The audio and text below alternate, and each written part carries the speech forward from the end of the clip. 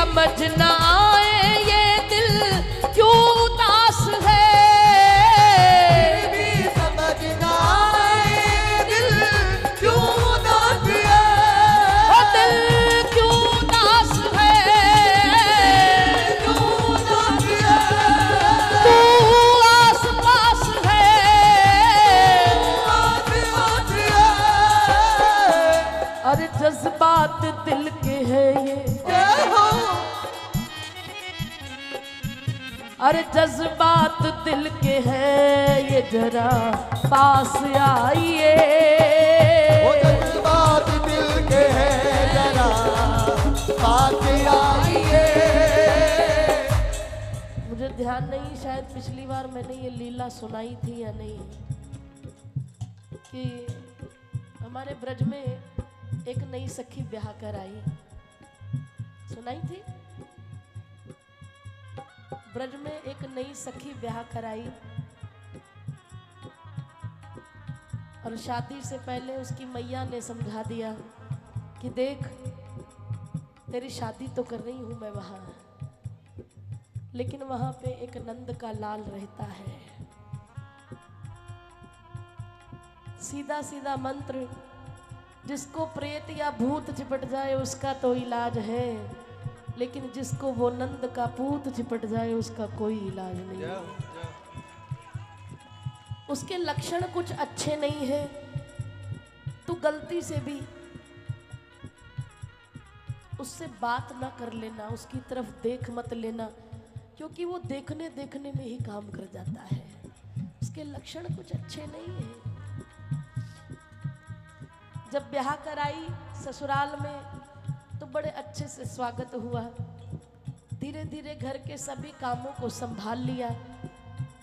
एक दिन उसने अपनी सासू माँ को देखा कि रोज यमुना जल भरने जाती है। मैया क्या यमुना का जल मैं भर लाऊं? सास कहने लगी नहीं नहीं नहीं, वहां नहीं जाना, घर से बाहर नहीं जाना। क्यों? अरे तुझे पता नहीं, उस यमुना के किनारे कह दो राधे राधे, बोलो राधे राधे, जरा जोर से कह दो राधे राधे, थोड़ा आगे आगे हो जाइए। जिनको जल्दी है वो पहले ही उठ के चले जाए। भैया मैं देख रही हूँ सबको प्रसाद पाने की ज्यादा जल्दी है। एक बार हमसे सामने नजरे मिलाइए, एक बार हमसे सामने नजरें मिलाइए। बोली कुछ भी हो जाए तो यमुना किनारे नहीं जाएगी। क्यों? अरे तुझे पता नहीं, वहां पे एक नंद का लाल आता है, उससे बड़ा कोई आतंकवादी नहीं है ब्रज में। क्यों मैया? अरे कभी गोपियों की चीर चुरा कर ले जाता है, कभी मटकी फोड़ता है, कोई अच्छे लक्षण नहीं है उसके, उससे थोड़ा दूरी बनानी है। गलती से भी यमुना किनारे जाना मत। उसे याद आया कि मेरी माँ ने भी यही समझाया था, मेरी सासू माँ भी यही समझा रही है, हर कोई रोकता है, आखिर इस क्या बात है उस नंद के छोरा में है।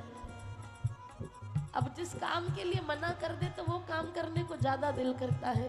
अब मन में एक हुड़क उठ गई कि देखो तो सही सब क्यों एक इसको डर बना रखा है। अब शादी को 6 महीने हो गए, सोचा सासू माँ भूल गई होगी, भैया तू कहे तो मैं यमुना से जल भर लाऊं। अरे तो ये कहा नहीं मैंने कि घर बैठ, बाहर नहीं जाना। अब हर तीसरे दिन ये प्रश्न करती है। अब जब वो तड़प पड़ी, जो लोग कहते हैं कि मुझे बिहारी जी बुलाते ही नहीं दीदी, हम कैसे वृंदावन आए, वो सबसे बड़े झूठे हैं।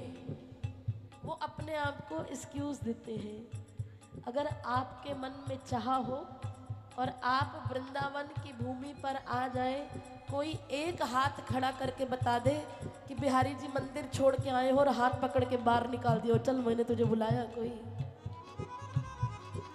है कोई ऐसा? दिल में भी तड़प उठती है ना। तो मैंने ऐसे ऐसे भक्तों की कथा सुनी है कि ठाकुर जी वृंदावन छोड़ के उसके घर से उसका हाथ पकड़ कर लेकर गए कि मैं तेरे साथ।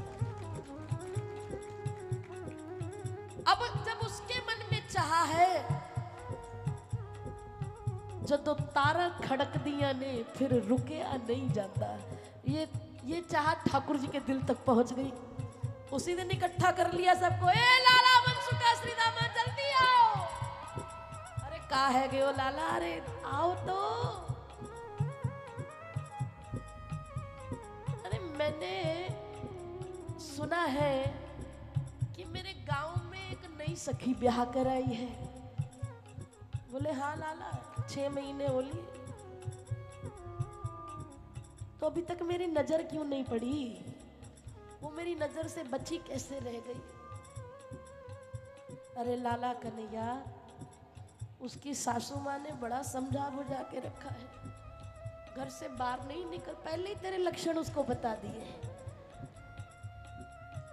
कन्हैया कहने लगे देखो भैया, अब मुझे तो पता नहीं किसने समझाया किसने नहीं, मैं तुम्हें ये आज्ञा कर रहा हूं कि मुझे वो सखी कल यहां पर चाहिए। अरे लाला तू पिटवाएगा, फिर पिटवाएगा। कोई भी योजना बनाई जाए लेकिन वो सखी यहां पर आनी चाहिए। योजना बनाई गई। अगले दिन सासू माँ फिर पानी भरने के लिए गई है। मटके पे मटका रखा है, घर से बाहर कदम रखा, चौखट से बाहर जैसे ही कदम रखा, सामने मनसुखा बैठा है, मधुमंगल बैठे हैं। उन्होंने एक केले का छिलका फेंका, सासू का पैर फिसल गया, टांग टूट गई, धड़ाम से गिरी। अब चारपाई पे लाई है बहू उठा के, हाय हाय कर रही है। जरूरी पंगा लेना था। जो बैठी है उन्हें समझा दूं मैं।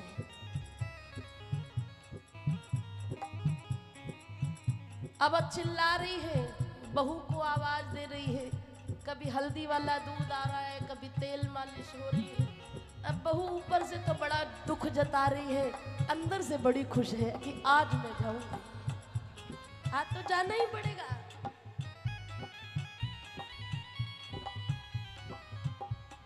लेकिन भैया वो भी तो सास ही है, उसे भी पता है कन्हैया कितनी देर रहते हैं। सुबह से शाम हो गई, नाटक उनका भी बंद नहीं हुआ। अभी मेरे दर्द है, अभी पहले भोजन बना ले, अभी तेरे ससुर आने वाले हैं, तेरा पति आ जाएगा, ये तैयारी कर। अरे मैया पानी तो भर लो। अरे बोला ना अभी रुक जा। जब सासू माँ को पता चल गया कि इस समय तक वो चला जाता है, अब कहने लगी इधर आ, अब जा यमुना से जल भर के ला। लेकिन अभी भी डर है, क्योंकि उसे कन्हैया का स्वभाव पता है कि बाज आने वाला वो भी नहीं है।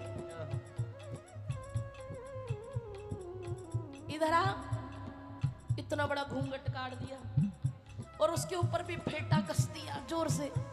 देख पानी भरने जा रही है।